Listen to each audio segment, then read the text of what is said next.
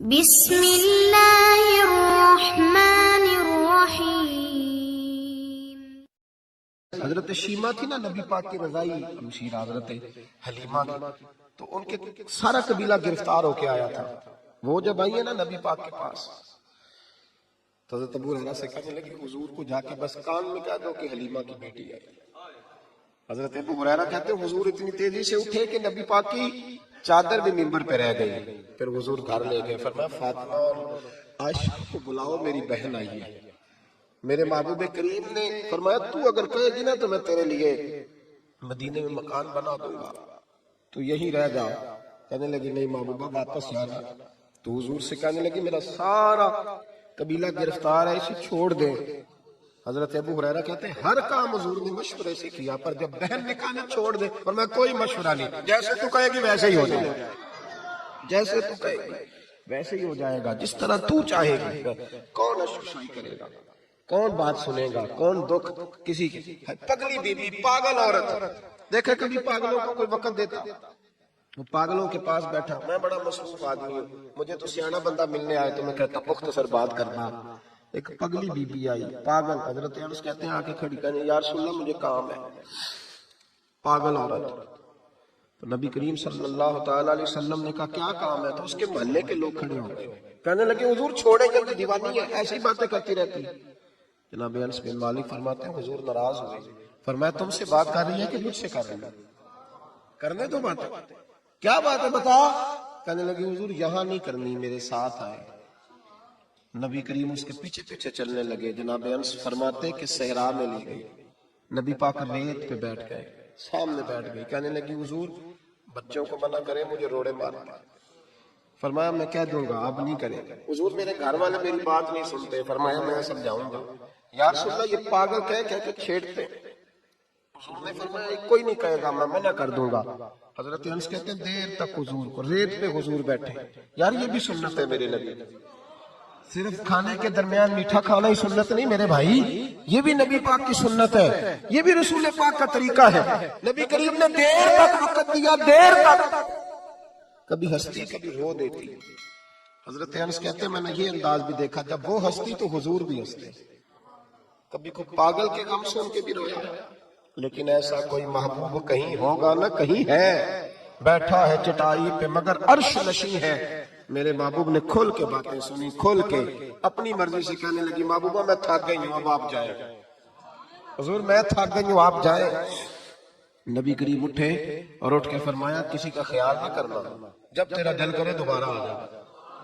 یار یہ حسن ہے، یہ وقار ہے کہ تو اشک شوئی کس طرح۔ میں نا ابھی انتظار کر رہا ہوں، میں ابھی انتظار کر رہا ہوں کہ ایم این اے آئے گا تو اس غریب کی مدد کرے گا، میں ابھی انتظار کر رہا ہوں کہ ایم پی آئے گا تو اس کی مدد کرے گا، میں ابھی انتظار کر رہا ہوں کہ بہت بڑا سیٹھ آئے گا تو مدد کرے گا۔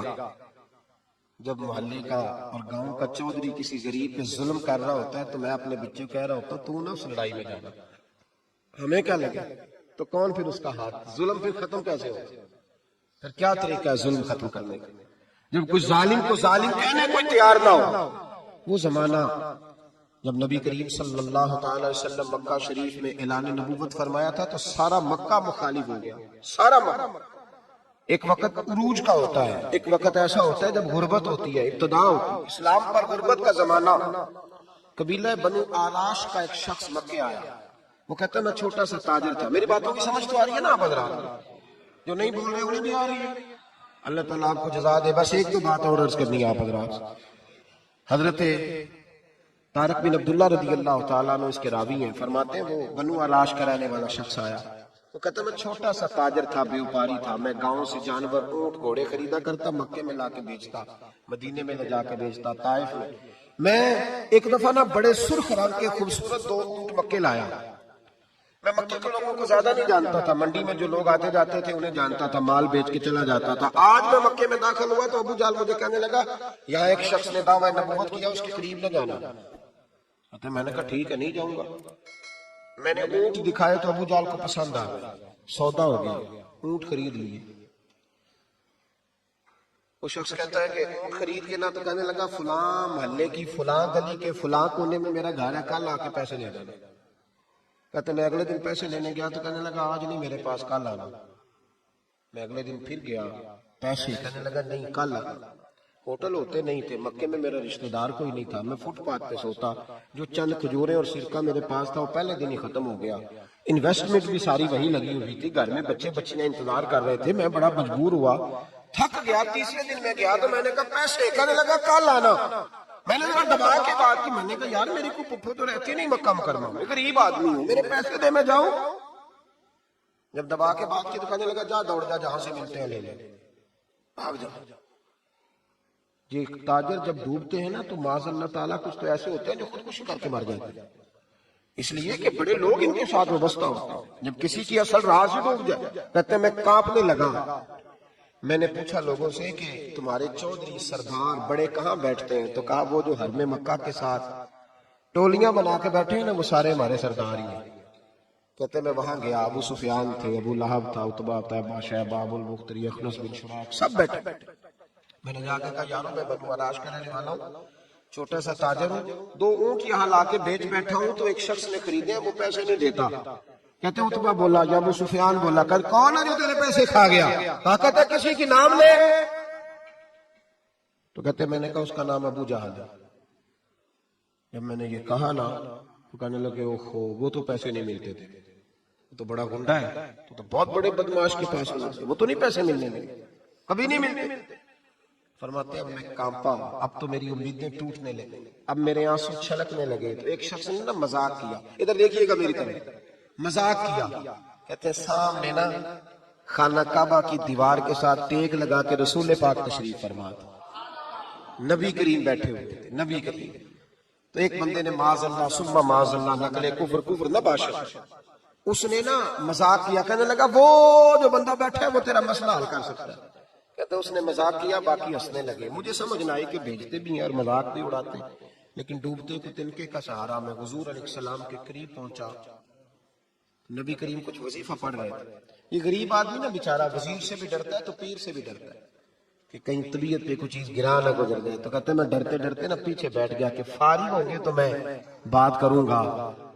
فرماتے میں ابھی پیچھے بیٹھا ہی تھا، پورا بیٹھا بھی نہیں تھا کہ میرے رسول پاک نے میری طرف توجہ فرمائی، رخ میری طرف پھیرا، 2 جملے نبی پاک نے کہے تو مجھے یوں لگا جیسے پردیس میں مجھے ماں مل گئی۔ 2 جملے، پہلا فقرہ حضور نے فرمایا پردیسی لگتے ہو، اور دوسرا فقرہ فرمایا پریشان لگتے ہو۔ فرماتے بعد چھم چھم میرے آنسو گرے، چھم چھم۔ اور بھائی کوئی اپنا ملے تو رونے کا مزہ آتا ہے، کوئی دکھ پوچھے تو پھر بندہ آنسو گرائے گا، ہر ایک کو تو دکھ سنائے بھی نہیں جاتے۔ وہ شاعر اردو کا ہے، آپ کی سمجھ میں آ گیا تو بڑا اچھا ہے۔ اس نے کہا تھا کہ ہجوم غم میں بھی توہین ضبط غم نہ ہوئی، ہم اس احتیاط سے روئے کہ آنکھ نم نہ ہوئی۔ ہجوم غم میں بھی توہین ضبط غم نہ ہوئی، ہم اس احتیاط سے روئے کہ آنکھ نم نہ ہوئی۔ ہم روئے بھی ہیں پر ہم نے کوشش کی ہے کہ کوئی ہمارے آنسو نہ دیکھے، چھپ چھپا کے روئے۔ فرمانے لگے نبی رحمت صلی اللہ علیہ وسلم نے فرمایا پردیسی اور پریشان لگتے ہو، کہتے میں جب رویا نا تو کریم رسول نے کام بھی نہیں پوچھا، یہ بھی نہیں پوچھا مسئلہ کیا، مجھے تبکی دی، فرمایا چپ کر، روتا کیوں ہے؟ جیسے تو کہے گا ویسے ہی ہو جائے گا۔ کیا کہا بریلی کے امام نے؟ فرمانے لگے غم زدوں کو رضا مجدہ دیجئے کہ جاؤ اعلان کر دو، غم زدوں کو رضا مجدہ دیجئے کہ ہے بے کسوں کا سہارا ہمارا۔ نبی کریم نے فرمایا فکر نہ کر، جیسے تو کہے گا ہو جائے۔ کہتے حضور پہلے مجھے گھر لائے، سرکہ کھلایا، کھجوریں دی، دودھ پلایا، میں 2-3 دنوں کا بھوکا تھا، میں نے راج کے کھایا۔ کہتے جب میں سیر ہو گیا نا میری تسلی ہو گئی۔ اب حضور نے فرمایا بتا تیرا مسئلہ کیا ہے؟ سارا علاقہ کسی اور طرف ہے، شہر کسی اور طرف ہے، پر میرے نبی حق کے ساتھ ہے۔ حالات نہیں ہے اس وقت کہ حق کے ساتھ کھڑا ہوا جائے، پر حضور حق کے ساتھ ہے۔ میرے نبی کریم سید عالم صلی اللہ تعالی علیہ وآلہ وسلم نے فرمایا، کریم رسول فرمانے لگے کیا مسئلہ ہے؟ ابو جہل پیسے نہیں دیتا۔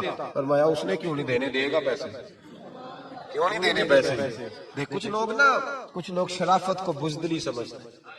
وہ ایک درویش تھا تو کسی نے سخت بات کر دی تو کہنے لگا میرے ساتھ سخت بات نہ کر، ایک سیٹ تے پکھڑا کوار گندل اسی اور بھی بوٹیاں جا رہے ہیں، ایک سیٹ تے پکھڑا کوار گندل تے اسی۔ اور اس کا ترجمہ اقبال نے بھی کیا، اقبال کہنے لگے ہو ہلکا یارا تو بریشم کی طرح نرم، پر رزم حق و باطل ہو تو فولاد ہے مومن، رزم حق و باطل ہو تو اشداء علی الکفار رحماء بینہم، کافر پہ سخت اور آپس میں رحم، یہ اصول ہے مومن کا۔ نبی کریم نے فرمایا کیوں نہیں پیسے دینے؟ دے گا۔ ان الذین قالوا ربنا اللہ ثم استقاموا تتنزل علیہم الملائکہ، جو رب کا نام لے کے ڈٹ جائے اللہ اس کی مدد کے لیے فرشتوں کا نزول فرما دیا کرتا ہے۔ نبی کریم علیہ السلام ساتھ چلے آہستہ آہستہ، اور بھائی کونسلر رکا بھی لکھ دے تو اس کی مہربانی۔ ویسے تو کونسلر کے دروازے پہ سویرے کو چلا جائے نا غریب آدمی، امیر آدمی پہ تو خیر پرچہ بھی ہو تو ایسا تو سب پوچھتے ہیں چوہدری صاحب درخواست آئی ہوتا کی کرنا ہے، تو غریب آدمی کو لے جاتے ہیں تو وہ پھر جاتا ہے بیچارہ کونسلر صاحب کے پاس، چودھری صاحب کے پاس، تو پھر اندر سے پیغام آتا ہے کہ چودھری صاحب کو پیش کرنا ہے، پھر پیغام آتا ہے کہ بریڈ گرم ہو رہا ہے، پھر پتہ چلتا ہے کہ اخبار پڑھ رہے ہیں، وہ غریب باہر بیٹھا، پھر باہر آ کے پوچھتے ہیں گاڑی کرا کے لائے ہو؟ وہاں کیسے جانا ہے؟ وارث شاہ مان کری نہ وارثہ، رب بے وارثہ کر کے مار دئی، بے پرواہی ویک سجن دی جتھے کسے دی پیش نہ جاوے، انہیں تاجاں والے در در رولے، تاجاں والے در در رولے تے منگتے تخت بٹھاوے، او سجنا کسی نو کارا مل دئی، کوئی کعبے او خالی آئی، ڈر اس کی بے نیازی سے۔ اور بڑے بڑے حاجی نمازی، ناراض نہ ہونا میری بات، بڑے بڑے حاجی نمازی حق کی بات کرنی ہوتی ہے تو پیچھے ہٹ جاتے ہیں۔ ایک بابا بلے شاہ صاحب کی بات نہ کرتے درمیان میں، بابا صاحب نے بڑا شکوہ کیا، کہنے لگے حج بھی کیتی جاندے ہو تے لہو بھی پیتی جاندے ہو، حج بھی کیتی جاندے ہو تے لہو بھی پیتی جاندے ہو، کھو کے مال یتیماں دا تے بھیج مسیتی جاندے ہو، پھٹ دلاں دے سیندے نہیں تے ٹوپیاں سیتی جاندے ہو، نفس تے چھری پھیر دے نہیں تے دمبے کیتی جاندے ہو، فرض پلائی بیٹھے ہو تے نفلہ نیتی جاندے ہو، او دسو تے سی بلے شاہ نو ایک ہی کیتی جاندے ہو، او کچھ دسو تے سی بلے شاہ ایک ہی کیتی۔ نبی کریم صلی اللہ علیہ وسلم نے فرمایا دینے کیوں نہیں؟ ہم آپ کے ساتھ، حضور ساتھ چلے تو وہ شخص کہتے ہیں جب گلی میں حضور جا رہے تھے نا تو میرے دل میں خیال آ رہا تھا کہ وہ تو بڑا بدماش ہے، حضور تو بولتے بھی دھیما دھیما ہے، وہ تو بڑا گنڈا ہے، اور میں 100 باتیں کرتا تو حضور ایک جواب دیتے، نیچی نظروں کی شرم و حیا پر درود، اونچی بینی کی رفعت پہ لاکھوں سلام۔ تو محبوب پاک کیسے بات کریں گے؟ وہ تو بڑا بے حیا ہے، لیکن کہتے ہیں سارے رستے حضور نے کوئی بات نہ کی، ککھ سواد نہیں مچھلی اندر، اسا کھنڈا بھی چکھ ڈٹھیاں، اینا ساریاں شیواں نالوں گلاں سجن دیاں مٹھیاں۔ کہتے ہیں حضور جب اس کے دروازے تک پہنچے تو نبی پاک نے دستک دی، ابو جال دروازے پہ آیا، اور جب اس نے آ کے پوچھا نا کیا بات ہے کیوں آئے، تو کہتے ہیں پھر میں نے حضور کی نظروں کو اٹھتے ہوئے دیکھا، پھر اعلیٰ حضرت بولے، فرمانے لگے غضب سے ان کے خدا بچائے، غضب سے ان کے اللہ ہی بچائے جب حضور غضبناک ہو۔ فرمایا نظریں اٹھیں، اور نبی کریم فرمانے لگے تو غریبوں کا خون نچوڑ کے چودھری بننا چاہتا ہے؟ ان مسکینوں کی گردنیں جھکا کے غریب آدمی اب بول نہیں سکتا، انہیں برا کہہ کے چودھری بننا چاہتا ہے؟ یہ تیری سرداری ہے، یہ تیرا کمال ہے؟ اس پردیسی کے پیسے دبا گیا، لا پیسے اس کے۔ اس نے ہاتھ باندھ دیے، کہنا جی میں ہونی لے آیا جی، دوڑا گیا اندر سے۔ میرے رسول پاک کو اللہ نے رعب عطا فرمایا، نبی پاک فرماتے ہیں میں 1 مہینہ دور ہوتا ہوں تو دشمن میرا پھر بھی ڈر رہا ہوتا، یہ اللہ نے رعب دیا محبوب پاک۔ ابھی لایا جی، دوڑا گیا، گھر سے پیسے لایا، میرے کریم رسول نے نا وہ پیسے اس شخص کو تھمائے۔